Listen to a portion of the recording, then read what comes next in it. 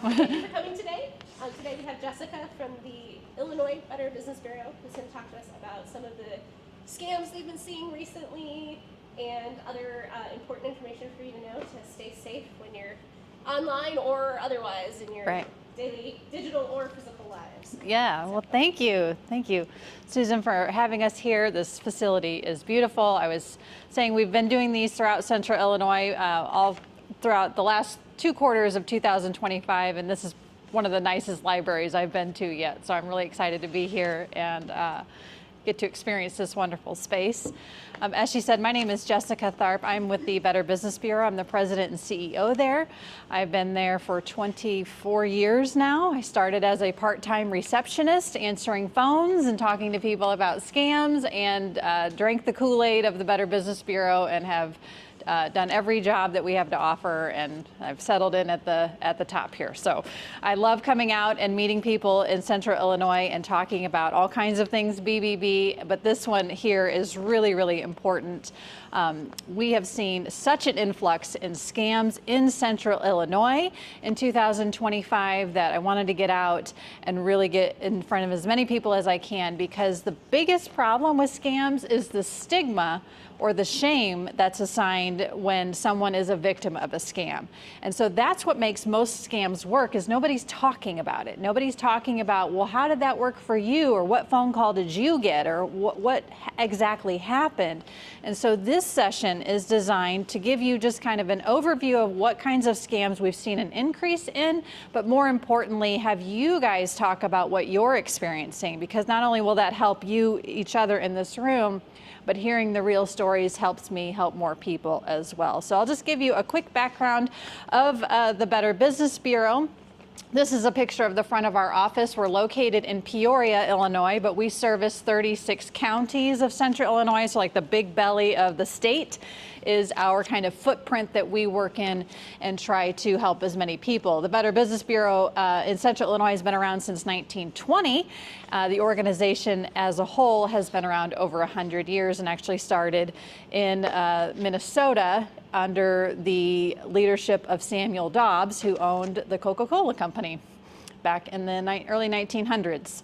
Our goal at the Better Business Bureau is to advance marketplace trust. So we want to make sure that things are as crystal clear as they possibly can be for the buyer and the business. And so we do that by offering information like what we're going to do here today. You can research any company in North America through the Better Business Bureau for free, and you're going to find information like who owns the company, how long have they been around, what kind of customer experience have they had, and not only about complaints, but did the company respond, and you can see how they responded, because that's really what you want to know in those situations. Is if we have a problem, how's the company going to take care of that problem? And so you can really see what a company does for their customers. You'll also see if we're aware of anything like government actions, or if we found a problem in their advertising. Perhaps they're advertising something for free and it's not really free. We put all of that information out there for you to find for free on our website. I mentioned complaints, which might be the top of mind thing when you hear Better Business Bureau, as you think of complaints. We call it dispute resolution.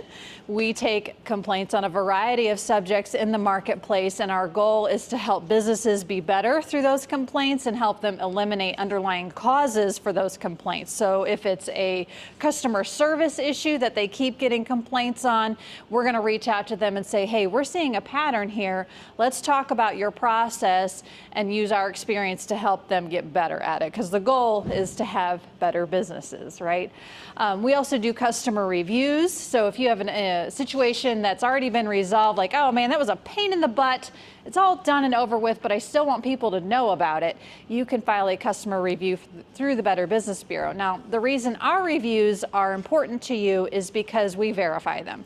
It's not like other review platforms that are really popular. We make sure that it's not a former employee filing negative reviews on businesses. We make sure it's not not competitors or even the company themselves stuffing the ballot box per se to make themselves look great with thousands of reviews that they used a bot to submit. So the reviews that you see through the Better Business Bureau can be trusted in that way because we make sure that they're real interactions with real people and businesses. These are the standards of the Better Business Bureau. This is how we hold businesses accountable. This is what we want them to shoot for to be a better business.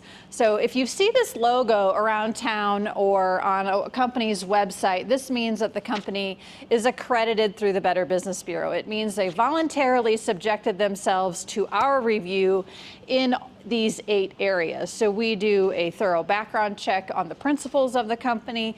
We look at the company's customer experience history. We look at their advertising. We look how they're protecting data on their websites or if they have an app.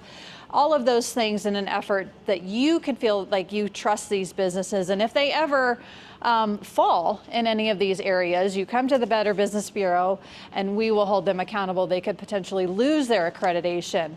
For example, yesterday we revoked 2 companies' accreditation because they failed to respond to complaints filed against them. So it's an important differentiator that we expect a response, not that the company has to bend over backwards for the customer. We're looking for them to address the issues of the complaint and explain how they would be willing to move forward. We're not a consumer bulldog or anything like that. We don't try to force companies to do whatever the customer wants because that's not necessarily fair. We're looking for the truth in what was supposed to happen and what was actually happening. Talked a little bit about some of the services we offer. Our biggest mission here is to help people. We help consumers get the information they need. We help consumers get the resources that they need with a particular problem or potential purchase that they're looking to make. We want to help them feel very confident with information so that they can make the next best decision. And we do that exact same thing for businesses. We sit down with them and we talk about customer service issues. We're getting ready to launch a whole series of classes for businesses about AI. How will that impact your business? How can you help your business with AI?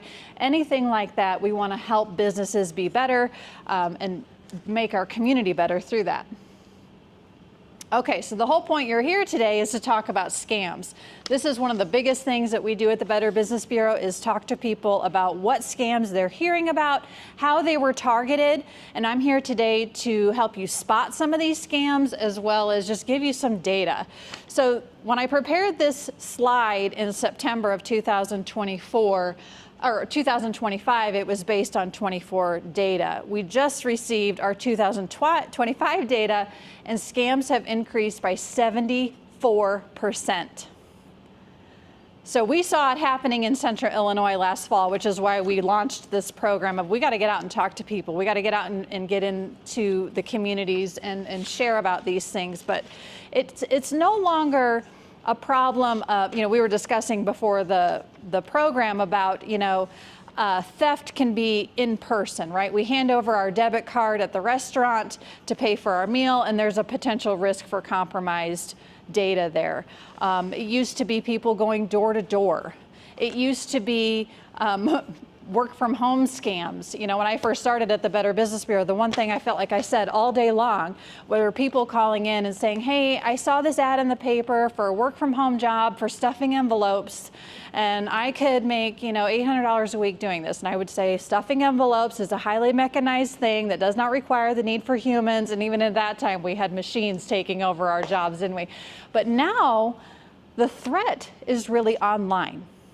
We don't need people in person threatening us anymore. The biggest threat is online, and we're seeing these numbers increase by 74%. So these are the most common ways scammers contact people. Again, online being number one. We're talking about Facebook. We're talking about Instagram. We're talking about dating apps. We're talking about websites. You're trying to subscribe to a newsletter, anything to collect your information. They're after apps. We see things come in the mail. Hey, your data was compromised through that healthcare organization you were part of. Everywhere we go, our data is being compromised online. Phone. I'll talk about some of the scams that primarily target you by phone or even texting, and then a very small percentage of scams are actually targeting you in person anymore. So we really have to kind of shift our mindset on how we're thinking about where we need to be careful. We're going to talk a lot about cryptocurrency today. Has anybody heard about cryptocurrency before? You're kind of familiar with it. Employment scams being the number 2 thing. So this is information that you can take in and share with your kids or your grandkids. And then romance scams, this is actually the number 1 scam here in Central Illinois. So we'll dive into that. And as we go through these, I want to hear your stories. So if you have been targeted in one of these scams or you know somebody, just interrupt me or raise your hand. I want to hear from you, because this is where the magic actually happens, is sharing real stories. So grandparent scam, did anybody see the movie Thelma? Yeah, you saw the movie Thelma. So that was all about the grandparent scam. This is where you get a phone call from someone that is pretending to be your relative, and there's a problem and they need your help right now. Now, with artificial intelligence, as rampant as it keeps evolving so quickly, it is very difficult, if not impossible, for the human eye or ear to detect if the thing that we're listening to or even the thing that we're seeing is fake anymore. So all of these scams are taking on a whole new level of scariness, if you will, because of artificial intelligence. So you can get a phone call from someone that sounds exactly like your grandchild or your child or a niece or nephew or whoever it might be, because the voice technology is incredible, and it's going to catch you off guard, which is one of the first ways that this scam works so well, is because you weren't prepared for this. Oh my gosh, something's happened. I've got to respond. I've got to do something right now. And so your mind is spinning on how can I fix this situation? And these scammers know exactly how you're going to react, and they know exactly what to say to get you to either wire some money, go get some cash. When I was in Macomb talking about the grandparent scam, one woman shared with me that she thought it was real because they didn't want her to get a gift card. They didn't want her banking information. They said they were going to send a courier to pick up the $15,000 in cash. And so she thought, oh my gosh, I've never heard of that, so this must be real. And she did. She went to the bank and she got the $15,000 in cash, and she stopped by her lawyer's office by chance just to get some legal advice about the situation. She was told that her grandson had hit a pregnant woman while he was overseas, and he was in jail and like getting ready to be sentenced unless he sent this money, right? Crazy situation. So she stops by the lawyer's office and he's like, whoa, this sounds like a scam. And so she stayed there. The courier did show up. She wasn't there to give the money, of course, but it's just a new way of convincing you that this is a real emergency. We need you to act now. We're sending a courier right away to pick up the money. So interesting stuff. It's very difficult. So the tip here is to just pause and hang up and call whoever you believe is in trouble at the time, or check with another family member. Hey, is so-and-so okay? I just got this weird call. That little bit of pause can save you obviously a lot of money, but a lot of heartache and guilt if you do fall victim to it. Has anybody been targeted in this scam or know anybody? Okay, all right, cool. All right, good. All right, so as of last fall, nearly half of all scams were perpetrated using cryptocurrency. On a scale of 1 to 10, 10 being an expert, would anyone say they're a 5 in understanding cryptocurrency? Okay, Susan. The rest of us, maybe 0 to 1. 0 to 1, same, right? Yeah, it's very complicated. And so that's one of the reasons that this is so effective. And we're talking grandparent scam, we're talking romance scam, we're talking publishers clearinghouse type scams. They're all wanting you to invest or send your money to the scammer via cryptocurrency.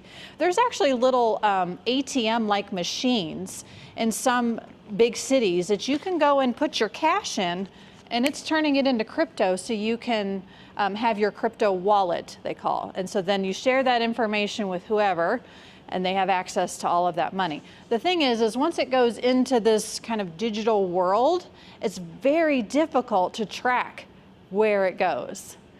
And that's why it works so well for scammers. So I would say, stay naive a little bit and say, if anyone is asking you to send them crypto, whoop, red flag. We need to get somebody else involved here. You're welcome to call my office and we can walk you through these types of scams. Yeah. President Trump said he loves crypto. I'm sure. Yeah, I'm saying scammers also love crypto. And if you're not familiar with what it is that you're investing into, you're going to want to talk to somebody, like if you have a personal finance person, and get some information about where this is actually going, how you can monitor it. The basics are kind of the same as your online banking. You really don't want to share any of the account information about your crypto wallet or your crypto account with anyone. And that's a lot of how these scams are working, is people just don't know how vulnerable they are once it's in there. And this is not regulated like the banking industry. So once it's out there, it's very difficult for anybody to even try to get it back for you. Okay, so we'll dive into the financial grooming scams. One of the most common ways that I've seen this happening in Central Illinois is somebody gets a message on Facebook from someone that they believe is who they used to go to high school with. Oh, I haven't heard from her in forever, and now she's messaging me. She's like, hey, Jessica, how are you doing? I haven't talked to you in forever. And so you start this like catching up kind of conversation on Facebook. You've been friends with her or him, not a big deal, right? Well, as the conversation gets into it, she says, you know, I have had just so much success with investing in XYZ thing, and I think you could be successful too. You want me to hook you up? I could hook you up. And so you're like, all right. So a lot of these start with that building trust on a platform that you're familiar with, Facebook being number one. And the second piece of this is filling a void in the person's life. So particularly with seniors, your life has changed a lot.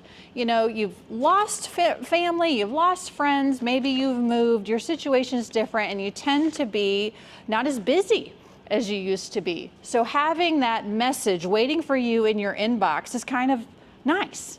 It's kind of nice. Looking forward to hearing from someone.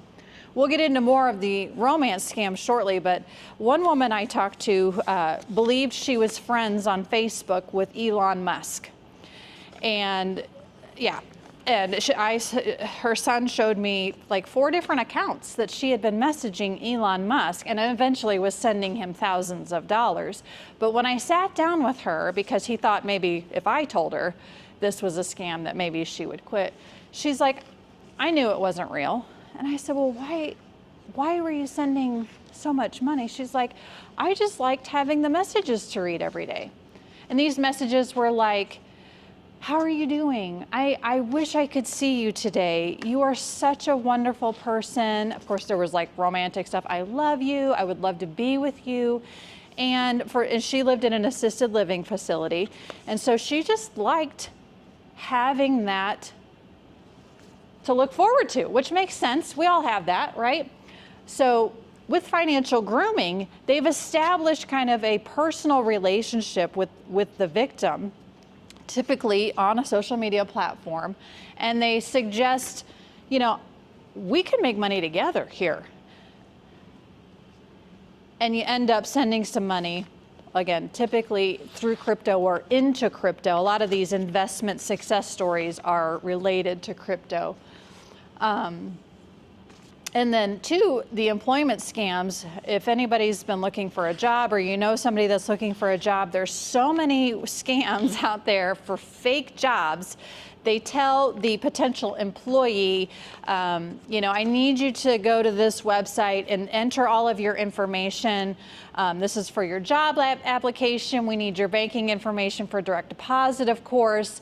And actually, we're going to be paying you in cryptocurrency. So go ahead and create an account over here and share that information with us, and we'll make sure that you get taken care of. Meanwhile, this person thinks they're about to get this really great job, probably little hours with high earnings being promised, all under the guise of a scam.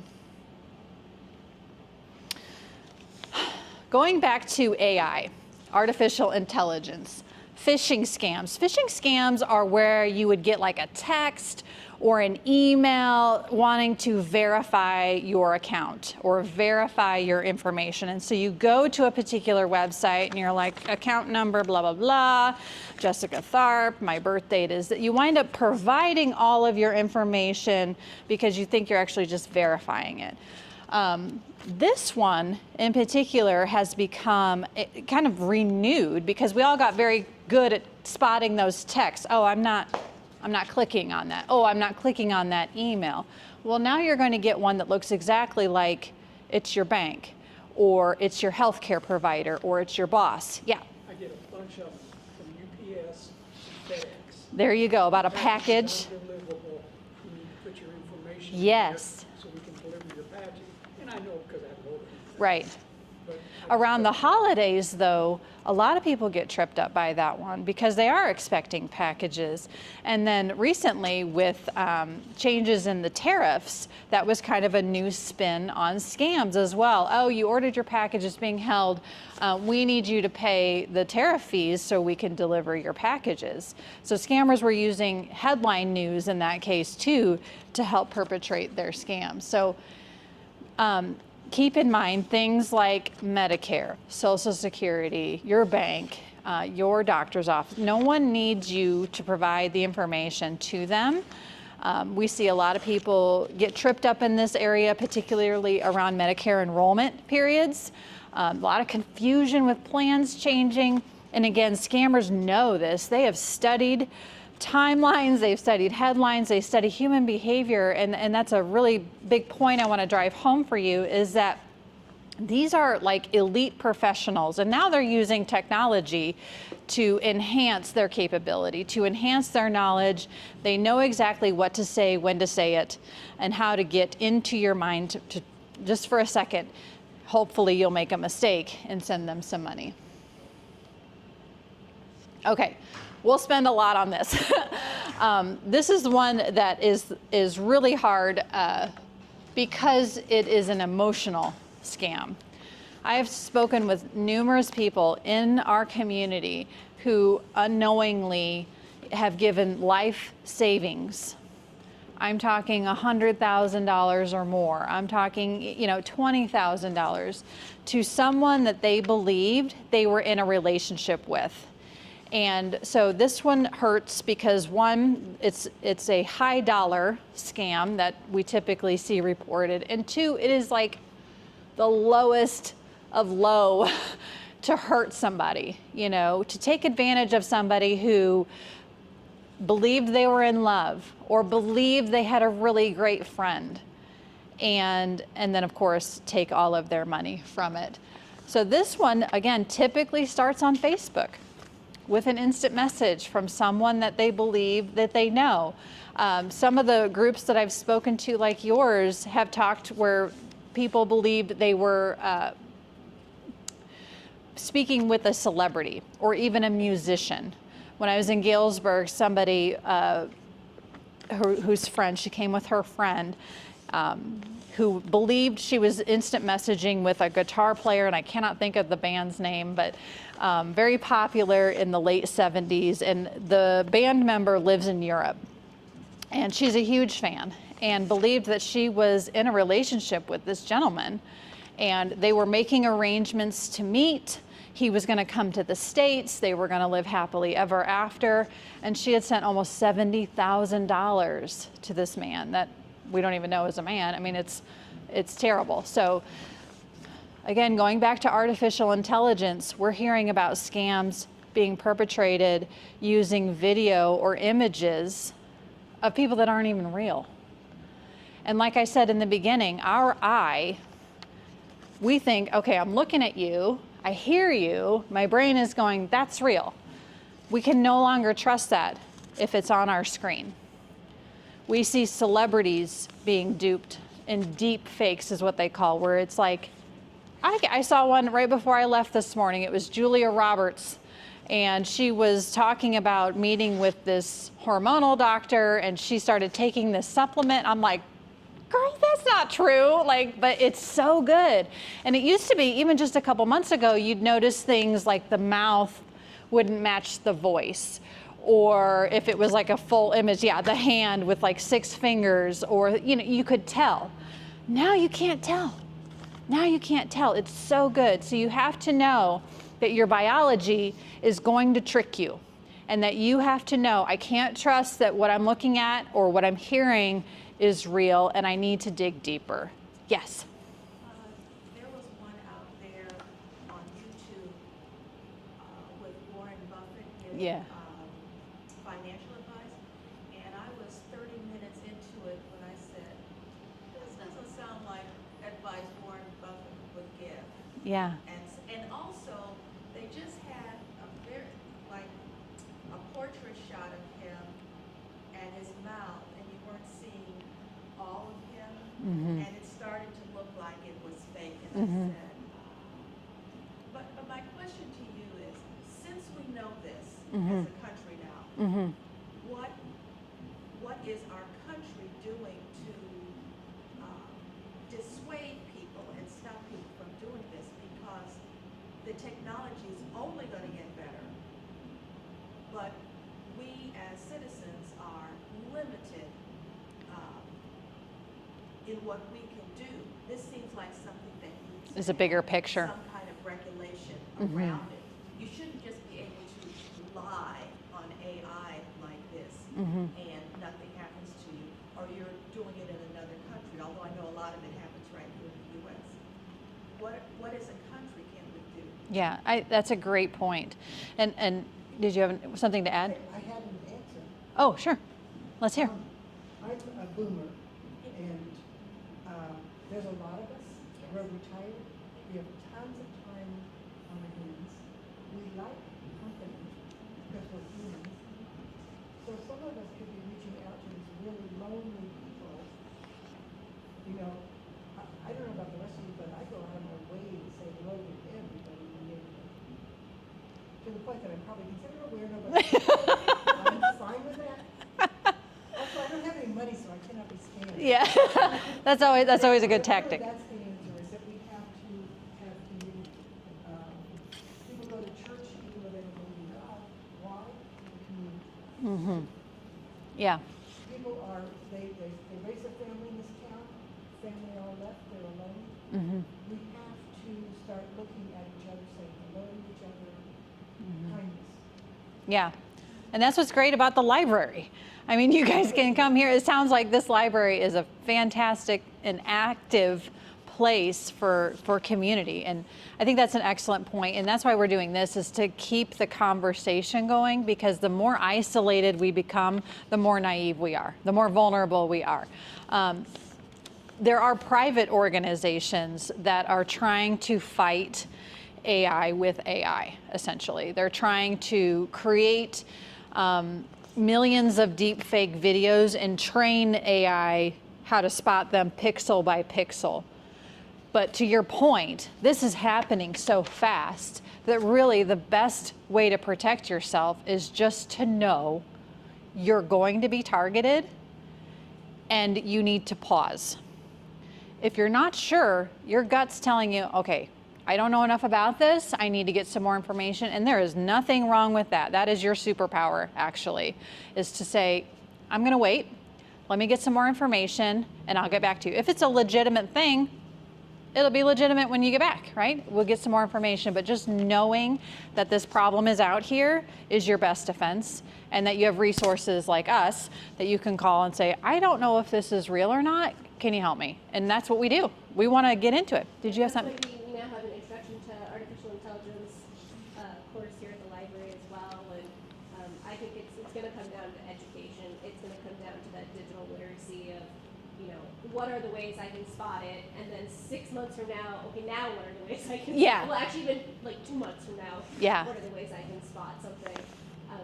And I think because it's just moving, like you say, at such a rapid pace that, you know, as soon as we have one way to figure something out, It's old. the scammers are smart enough to figure out another way to get around it. So, Yeah.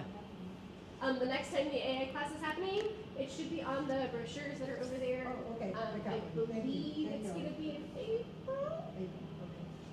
I don't know, I haven't scheduled yet, but but yeah. So we have an artificial intelligence class, and we will continue to repeat that each season too. And as things change, and we update those classes too regularly. So Yeah. we'll continue to have people like that. Yeah, I'm always available. So I'd love to come down and talk to anybody about any of this stuff because it is complicated, especially when your heart's involved or your head's involved. It's very difficult to see through any potential problem when you want that relationship in your life. You want that connection with someone. And once you're invested emotionally, it kind of shuts off that common sense part of the brain where you're like, yeah, sure, I'll send you $20,000. I mean, you'll pay me back, right? It's fine. But that's the thing is people are, especially in our community, we are so honest and we have integrity. We would never do that to somebody else. We don't even think about it. So when it happens to us, it's like, what? How could they have possibly have done that? I would have never done that to somebody else. And that's why they love, I think, Central Illinois, is we are a giving community, and we give when somebody's hurting. We give when somebody's in need. And so when you couple that with potentially being in love, it's really not hard to get people to turn over their money. So a couple of signs, because you might know someone, or you might come into contact with someone who could be involved in a romance scam. You know, to your point of checking on people who are lonely. Let me see if we have we don't have a slide about that. The isolation is key. Scammers want to keep them alone. They want to keep them hanging on for that next phone call. The more desperate they become for that interaction, the better chances they have of getting them on the hook for the money. And this is not just a one-time thing. They are on the hook multiple times for what they reason to believe as very legitimate causes. So for example, a man believed he was in a relationship with a woman who was just getting ready to retire. He's retired. She's about to retire. They met on Facebook, transitioned the conversation over to WhatsApp off of Facebook, and just started very normal. You know, what are you about? What am I about? Oh, we connect on these things. And as a couple months went by, the woman who was about to retire was given a great job opportunity. And, if she completed this job, she was going to get $1 million. But she had some startup fees that she had to take care of. And so he wound up taking money from a home equity line of credit to give to her, to get her started. Well, then as the job goes on, there's a bump. We have a problem. I got to pay these people. I can't get the money until I finish the job. Can you help me out? So he again takes out another loan to help this person. And it wasn't until there was money taken out of his account without him proactively doing it that he realized, wait a minute, this isn't right. And so while all of this is going on, the money's gone. He now owes more than he can afford to pay back to the bank. Even though everybody knows it was a scam, he's still on the hook for that money. So isolation is key. That's what happened to this person. Was he didn't really have any friends or family that he interacted with, nobody checking on him. You can check on them and, share things like this. Hey, I just went to this scam seminar. Did you know? Share something that you know about it. And have you ever been targeted in something like that? And that can kind of generate, well, yeah, I kind of got a call. And so when you approach it kind of from the side like that, they're more willing to share what might be going on. And the real secret sauce is if you know kids, or if you or yourselves are taking care of parents, it's kind of like talking about sex with your younger kids. You got to talk about scams with your parents and your older relatives because it's a touchy subject. They don't want to be considered, I'll say stupid for a lack of a better word. They don't want to be perceived as no longer independent with their financial decisions as they used to be. So it's a delicate subject. And if you find anybody that's in one of these scams and they're just not listening to you, you're welcome to call my office. And sometimes, like I said, having us explain it because we're a third party. We're not, related to anybody here. And sometimes that third party saying all of this points to a scam to me can be that gentle nudge to get them, most importantly, on the path to recovery. So isolation, kind of approaching general questions about scams, about how these things are targeted, sharing stories that you've heard can be a gentle way of getting them to open up about what might be going on with them. One of the things that I notice is that the scammer, they're like automated. Yeah.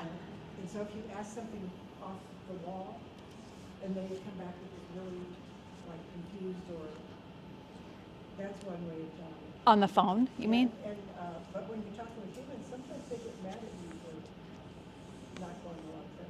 They said, I'm gonna ask you one question, and I said, and they said, okay, what's your birthday? And I said, I'm not giving you that information, and she's gonna get really mad. Yes. Yeah, and I think we should touch on that for just a second. That's a great red flag because she's right. A lot of scammers do get irritated because they are on the clock, right? They are just trying to meet a quota and get the money and move on. We're going to see a little bit less of that with artificial intelligence because it's going to be trained to answer your question with empathy and with curiosity of like a 5-star customer service rep. But yeah, the more questions you ask, sometimes they get belligerent and they'll just get darn right nasty, and then you just hang up. Okay, so going back to signs for this, making sure that they're not alone. Somebody's checking on them, talking about scams. If you could even ask, are you seeing anybody right now? Is there someone that you're interested in? Look for little signs of lying, because one of the key components of this scam, the scammer wants to keep it quiet. Nobody's going to understand this with us. Nobody's going to, they don't want you to be happy like I want you to be happy. They're feeding all of this, kind of mental, what's the word I'm looking for, kind of trap around this person, so they just kind of end up complying with whatever the scammer wants. What were you going to say? I'm talking to our attorney, we've got an outfit that's just bothering the heck out of her, saying that we took a loan at some fast loan place, which we never do. They put a couple more names behind hers. Well, they got the last 4 digits of the Social Security number. Well, if you look up a number, it'll always show the last 4. Right. Well, we talked to our attorney because they keep saying, well, we're going to send somebody to serve you. Mm-hmm. Attorney says, I can't do a thing until they send documents. Mm-hmm. He says, tell them to send the document Right. or serve me. Right. He says, once we get something on paper, we can go after them. Right. But verbally, we can't go after them. Right. And they're hoping that you're just going to respond to that verbal threat. So I always tell them, send me the documents. Mm-hmm. Even somebody asking for money, send me the document so I know where to send the money. Right. Then you got something the attorney can work with. Right. An But investigation. verbally, you can't do anything. Right. What were you going to say? One reason that I've been getting attacked with is I have outstanding tax, I owe taxes, and they can help me to, Negotiate. yeah, Mm-hmm. figure this out. And I know I don't have anything like that. Now, that would So, cost me $5,000. Oh, really? yeah. So I delete, and it says scan, delete, and this one will never come back, but I know they must have. This is an email you're getting? No, this is a text. A text. Okay. That comes to me that, it sounds like it's kind of official when it starts out about. Sure. They are some department within the IRS, and I have some back tax issues, and they can help me respond. But when you go to the IRS, they will never contact you like that. Right. They only contact you through the mail. Mm-hmm. And that mail is going to have some kind of case number. So when you call Call. them, Exactly. they need that case number. And if there's no case Right. number, they don't, it's not theirs. So that's one way to know it's not from the IRS. Yeah, that's a great one. That's a great example of a scam everybody gets, for sure, especially this time of year. We see all kinds of tax type scams coming around.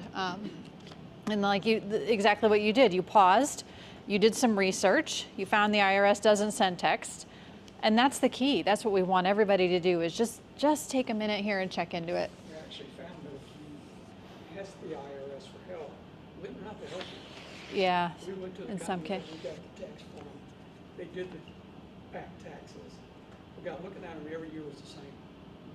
In other words, they did one and just replicated it. When did that happen? Because the IRS is like, haven't they gotten rid of a lot of their employees? Yes. No, this has been probably 10 years ago. Yeah, see, I'm thinking that you would have a hard time getting rid of The the company IRS. was a Yeah. lovely company to help you. They had offices right in town. Really? They're, oh yeah, they're gonna sit this, by the time they were done, you know, I was supposed to not gonna owe anything, but what we spent with them to do it, none of the taxes were right. So And was they this a showed up company in my that you, business, The IRS. was this a company that you used to file your taxes? No, it was a company strictly, To, it was packed up. okay, and you believed you did have back taxes? Well, I knew I had back taxes. You knew you did, okay. But they supposedly was gonna get them all Straightened out, together and it didn't. and didn't, well then, trying to get money back from them, you can forget that. So finally, when the IRS did come to my shop, you know, guys said, well, we're gonna do this and this, I said, no, you're not, you're gonna help me. Yeah. You got to change his attitude like that. They helped Nice. me through it, we got it all taken care of. These companies, text-wise, and you'll find some of them exist, some don't, but even the ones that exist aren't good companies. Reputable. So in that situation, these companies, a question, could anyone call the Better Business Bureau? Yeah. And follow up to find Yeah. out how reputable? Yeah. And I'm thinking about all the TV ads, radio ads for helping you with your taxes Mhm. and whatnot. You would advise to say, before you go take that step, give us a call or Yeah. investigate Yeah. our website. Absolutely. What were you gonna You say? can call your library too, and we'll look at the Better Business Bureau website and check and Yeah. see if it's an accredited business and Yeah. things like that too. Let me see if we get into.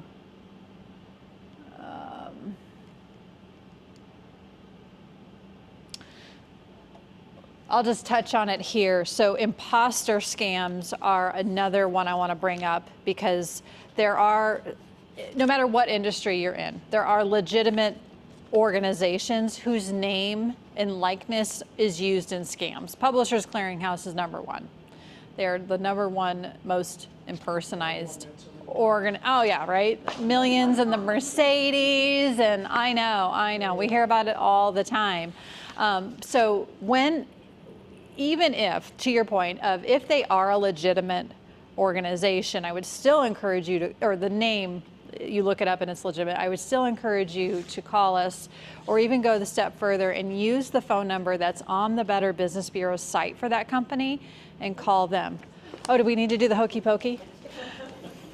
Oh, we did it. Let me shake it all about. Okay. Because their name and likeness is used in scams. So we always ask you to proactively verify, with that company, hey, I got a text from you. Is this really you?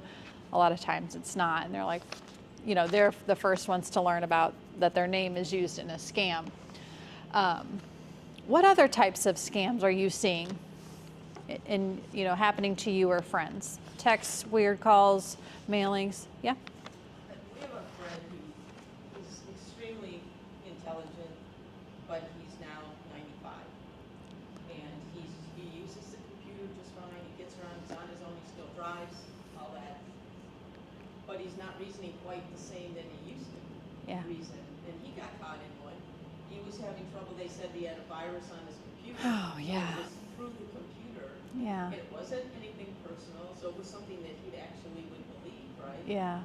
And he went as far as going to the bank, UC Bank, to get the $5,000 that he was going to send to these people, which he would never have done a year ago.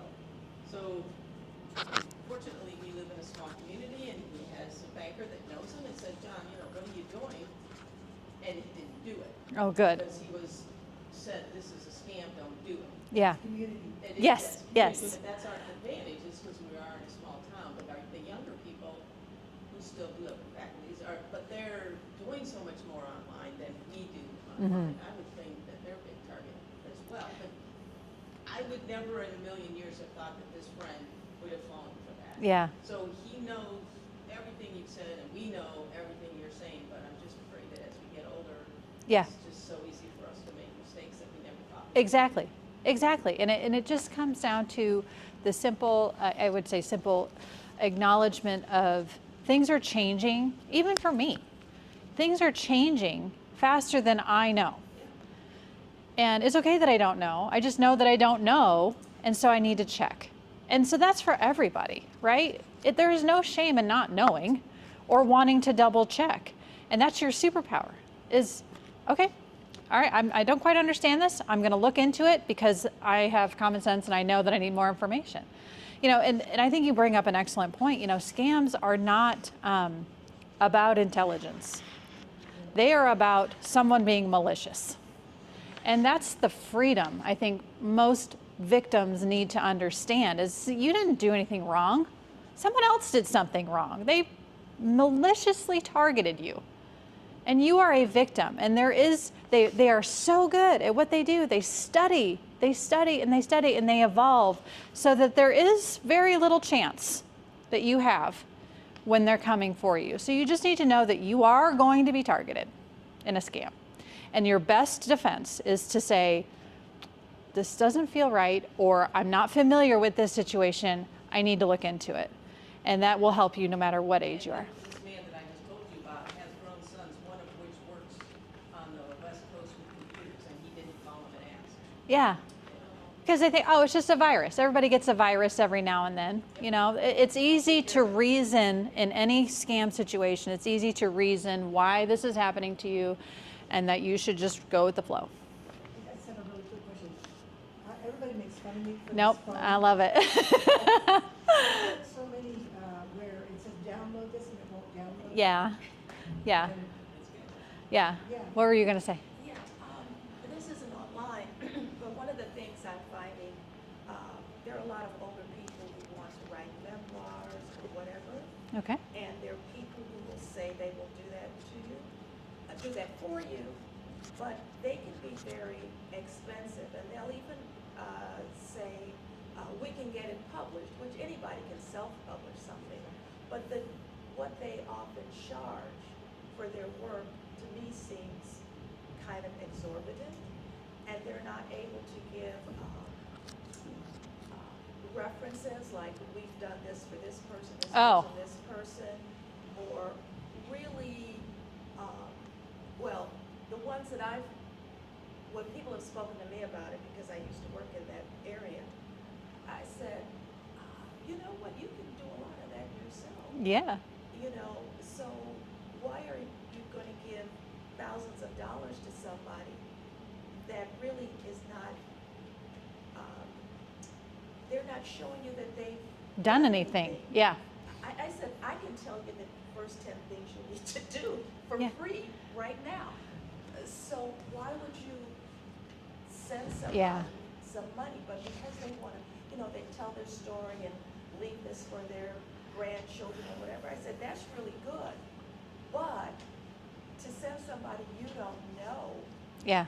a lot of money, When you could do it on your own. you can do. That sounds like a great program for the library. You're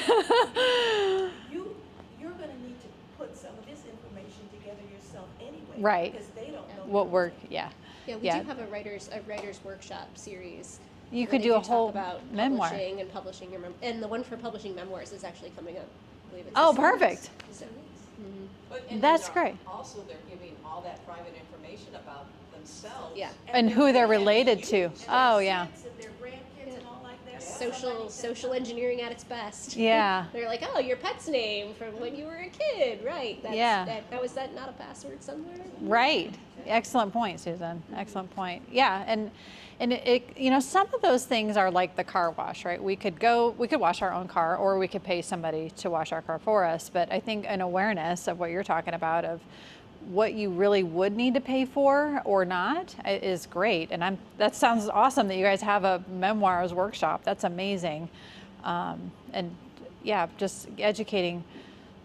I know there's so much that we just wish everybody knew. We could just do a mind meld of all the things. Before I move on, is there any other scams that you're thinking about that you've heard about or know somebody that's been targeted in? Okay, let me know if something comes up. We can circle back to it. We're going to come back to the sweepstakes scam. We touched on this a little bit.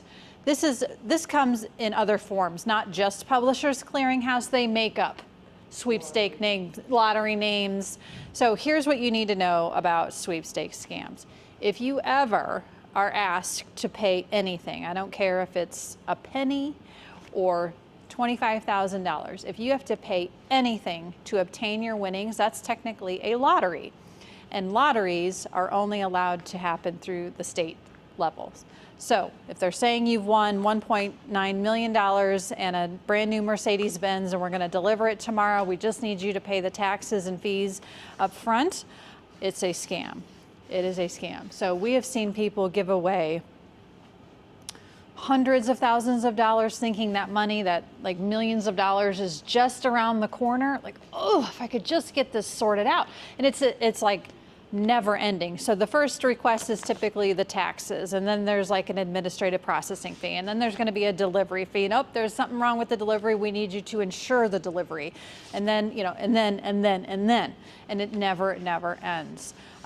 Going back to Macomb, there was a gentleman who was in a disabled state, I would say, but still had control of his own finances, and had sent like $80,000 thinking that he was this close to getting his millions. And there was no convincing. He's like, no, they told me I won, and I just got this other little checkbox to check, and then I'm going to have this money. No. So just kind of ranking the types of scams and the average dollar loss is kind of hard to see here. I'll just summarize it for you. So the average loss of any kind of investment, like, hey, I can help you get rich type scam, was $5,000. That romance scam kind of averaged out around $6,000, although I can tell you personally in Central Illinois, that number is not even close to what I know has gone out the door. Online purchase scams. So this is, you know, going back to that first slide of the majority of scams being online, this is that, you know, newcoolthing.com that you're shopping on. And I've seen a lot of trends lately where people are buying grounding products, you know, grounding sheets and grounding socks and grounding this and that, grounding mats to put in your home, all in an effort to, calm yourself and whatever, and it's just a bunch of fake stuff. So people will purchase, from these websites, and they get like random things in the mail, like a Lego. That's not the set of sheets that I ordered. What is this? So the reason that they're doing that is so you can't dispute that charge with your card, because the company can prove they shipped you something. Even though that Lego is nowhere near the weight or size of a set of sheets or the mat or whatever, it's just a way, it's a very small loss for them to ship you a Lego, just to help make it difficult for you to, dispute the charge and them to lose that money. So it's very important that you check out the company that you're doing business with online to make sure that they're legitimate. I look at things like terms and conditions, not because I like reading that stuff, but 90% of the time I can find another company name in that terms and conditions. And the reason that's important is because scammers are kind of lazy, or they're using these AI tools to just mass generate websites, and they're not very thorough with things like that, or privacy policies. So it's just a little way that you can check to see, are they even using the same name throughout the website? Google the address. If they happen to have an address on their website, Google it and then click on like satellite image. If it's a parking lot, if it's a cornfield, If it's a house, another red flag. They're not actually there. So things like that. And again, always call the Better Business Bureau. We're happy to help quickly dive into those things. Yeah. Question. Yeah. I don't do a lot of online shopping, talking about that, but there is a, I can't remember the name, company in China that's online order strictly, I believe, and they're competing with Amazon. Sheen, Temu. Timu. Yeah. I did order something because I couldn't find it, and it was very, very cheap. Yeah. All the prices were, and I got a product back, but it was very, very cheap. Mm-hmm. You get what you pay for, Yeah. basically. I just kind of wondered if you had experience about those. Yeah, types of offshore- claims. Yeah. Yeah, and that's one of our kind of pain points with those two big retailers is because they're located outside of the United States.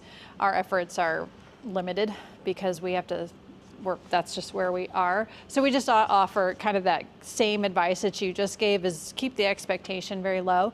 We recommend shopping with a credit card because you can dispute it versus, you know, directly with your debit card that's tied directly to your checking. So a little bit more protections, and reading reviews, you know, as best you can about the product that you're buying or about the company. Just trying to educate yourself as best you can and assessing that risk. You know, you talked about younger people, their risk tolerance is way high. It's actually way high. They don't care. They're like, you know, it's only $50. If I don't get it, that's fine. You really believe It's those wild. reviews that you see online? I don't. I don't. You could take on the Jada Jessica approach if you'd like and not believe anything you read online, unless it's my spouse through the was even BBB. recently not a victim because he sent it to me first, but he saw an ad for something on Facebook and he was like, "Oh, this is really cool. I want to get this sweater." And I was like, yeah, that site doesn't look legit to me at all." And I was like looking at the reviews and doing that kind of stuff. And I sent him, you know, screen caps of the reviews that said, "Yeah, this isn't a reputable site. This isn't, you know, like all of those Yeah. things." And I was like, "Sorry, I know you really wanted the sweater with the otter on it. Yeah. But, like, We're gonna let's see have if to you keep can find looking. something else." Yeah, maybe use the cricket here and we'll yeah. make you one. Yes. I'm sorry, No, that's what this is for, this to Okay, discuss. 'cause here in Champaign, do not ask me where I got the resource or the information, but there's a police station where if you're selling something like off of Facebook or something. Oh, you can meet? You can meet. Oh, at sure. The police station. That's a great Yes. idea. Yeah. Well, I didn't know if Like that was- Marketplace? Are you talking about like Marketplace? Buying something on Facebook Marketplace? Oh, You can meet, that's a great way but I to. didn't know if the Better Business Bureau had anything to do with that or not. No, that's kind of like a garage sale. You know, it's person to person, and they're not necessarily transacting as a business. You know, some businesses do transact on Marketplace. So, for example, we've had complaints come in where people have responded to an ad for a car, and it's a car dealer listing the car on Marketplace, or one of the salesmen listing the car on Marketplace, and the car was listed for, you know, $6,000, and they get to the dealership and they're saying, "No, that's not right. It's actually $8,000." So we do take that kind of complaint, yeah, because they are a business. But yes, that is true for the local, for both Champaign and Urbana. The police station, they put that out around the holiday time. That Nice. just to remind people. But anytime you can go, their parking lots have cameras. They're well lit, all that kind of stuff. Perfect. Yeah, and it's a public place. Yeah, read the reviews to that Temu. I Yeah, looked into yeah. that because I usually order the walls. Yeah. And I started reading all the reviews, and all of them were saying that if you try to get your money back, especially if you use your credit card, you won't get it. And the product you order, you get a product, but it may not be the one you order. Yeah. And several of them said that, because the price is ridiculous. Right. Yeah. Right. And I wondered how they could do that, you know, and have the product look exactly like the wall that I like. Yeah. And so I do read reviews, and I'll try to make sure that they match. Yeah. When we get one that says this, I don't put much, but if you get half a dozen of them say the same thing. Right. Yeah. Kind of balance it out too. If a lot of the reviews are over the top, like so good, it's like, oh, come on, nobody's that positive. Yeah. Yeah. What were you gonna say? It's my understanding you should report it to the police. They may not be able to do anything, but they want to keep track of what's done and see what kinds of things are done. Is that something Yeah. to do with your scan? So I would honestly recommend calling our office, because the Better Business Bureau is the only organization that has the intake of North America.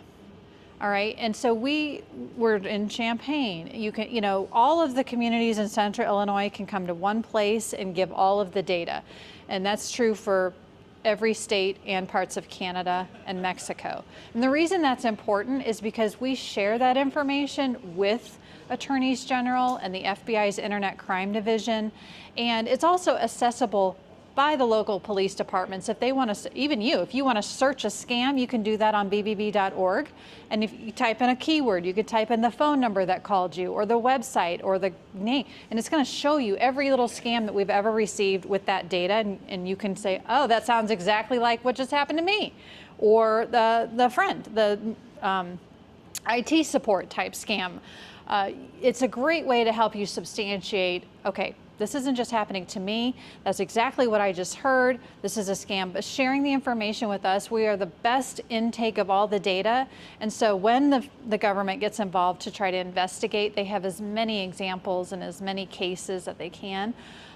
With that being said, you just kind of prompted me, it would not hurt for us to send a summary monthly to the local police stations, and say, hey, here's what we're seeing in your community. So that's something that I can take on and try to do. But sharing as much information is the goal here. And so having it all come into one place helps us, track patterns as best as we can.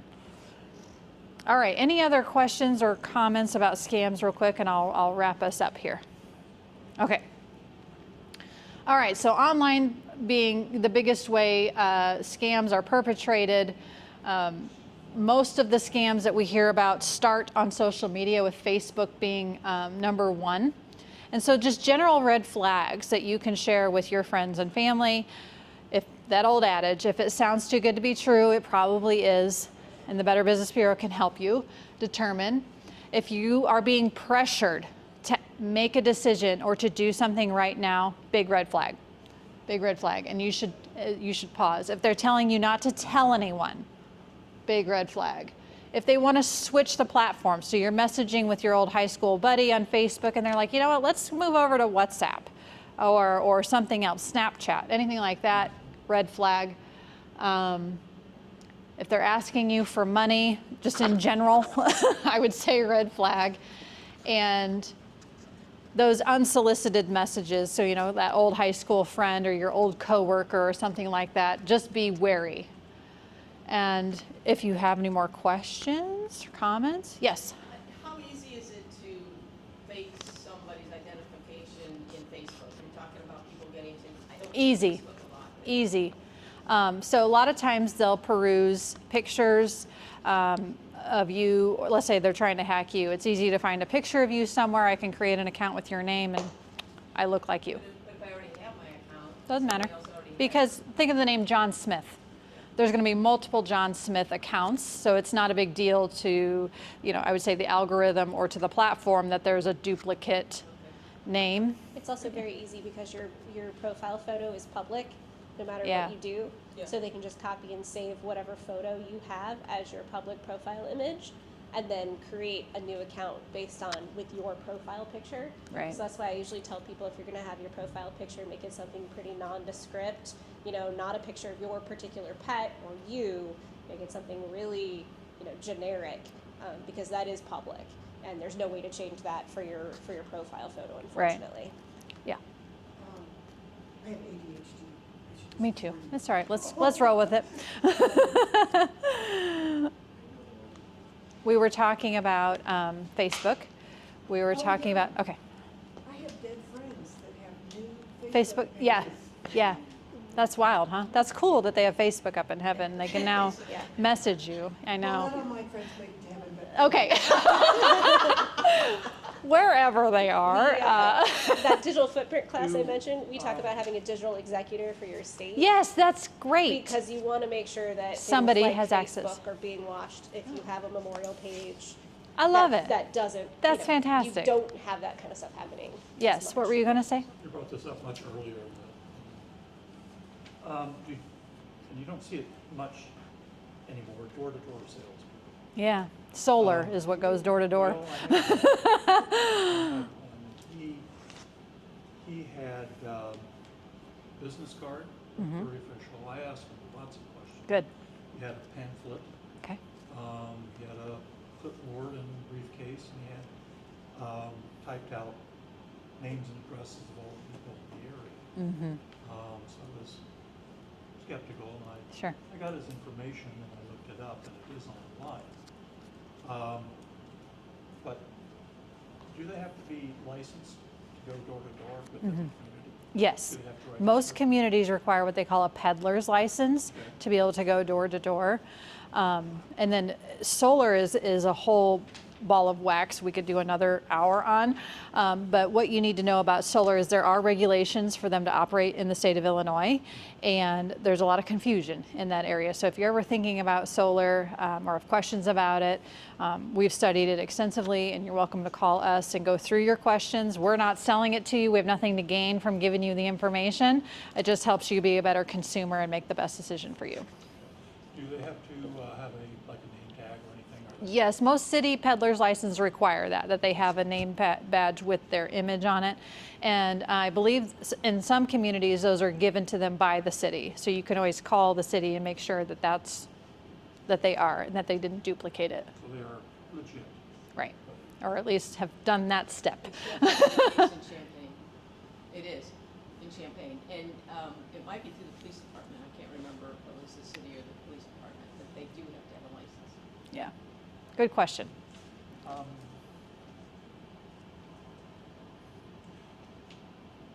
Like I said, I don't do a lot of online shopping, but I'm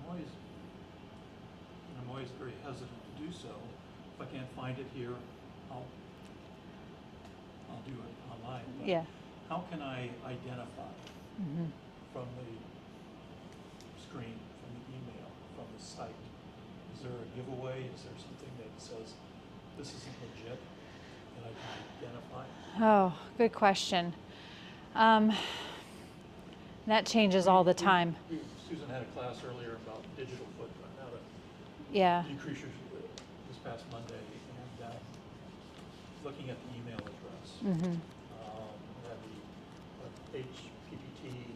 Oh, the web address. Yeah, the S, HTTPS, will indicate to you that the website is secure. The most important spot for that is anywhere that you're entering your information. So the checkout page, you want to make sure that page has the HTTPS. If you're just browsing on their services and they don't have it, I would say not ideal, but not awful, right? We want to make sure wherever you're providing your information, that page is secure. So that's a great one.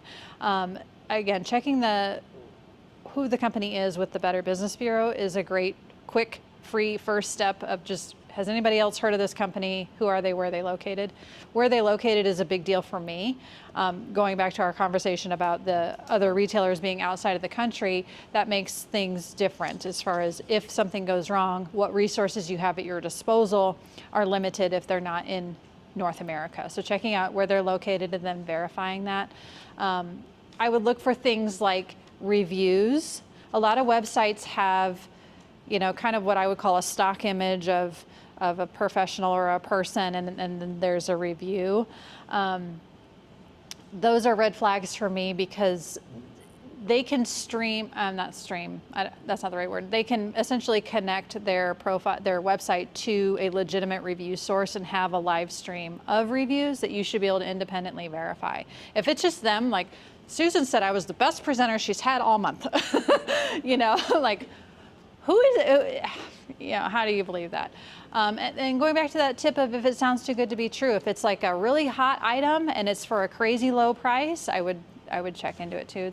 And it's just getting so much harder to spot it. And one last question. How much,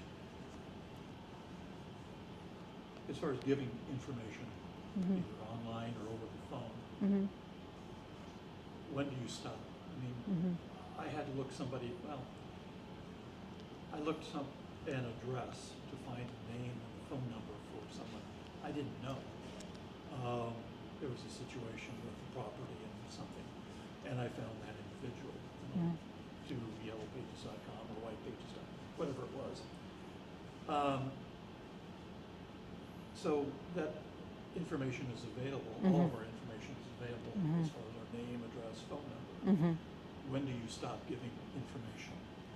Other than that, maybe. Yeah, I would answer I that know with a not to give question a of phone- I know not who to you're give- giving it to and why. I know not to give my social security number. Right. And birthday. Right. Um, Banking information's a big one. Insurance information's another big one. Sure. So I guess it depends on why you're being asked for the information to begin with, I think is really the root of your question. Why does this person need my name and address? What are they going to do with it? What do I get out of it? Like, what's this for? And then anytime anyone's asking you for your information, they should have a privacy policy. Not that, again, we love to read all of these legal documents, but they should have that framework in place that says what they do, how they protect your information, and what do they do with it. That should be disclosed to you up front before you ever have to give out anything. So I would consider those things before I said when's enough enough. Obviously, if I initiate that conversation, then they'll need information from me. Right. So when they solicit me, I say, Right. And that's a great policy to have. Just kind of zero tolerance with that. Like, I don't know you. I'm not giving that out. All right. And I'll leave you with our phone number. This is my team at the Better Business Bureau. We just hired 2 new people. They're not in here. But think of us as an extension of your friends and family, your community. If you have a question, you can call me. You can call any of my team members. We are here to help you navigate these confusing times and help you get the best information. Your notepads have our phone number on them. I recommend you keep it near your phone. That way, if you're like, oh, I need to call the Better Business Bureau, there's their phone number. Our website is bbb.org, and there's a whole bunch of information on there for you for free. And just know that you're going to be targeted. Know that it's okay that you don't know what to do or you can't tell if it's a scam, and that the Better Business Bureau can help you going forward. what is this other one for, resolution at? That's our email address. If you'd rather just send us an email, Okay. yeah, you can contact us that way. I thank you for having me.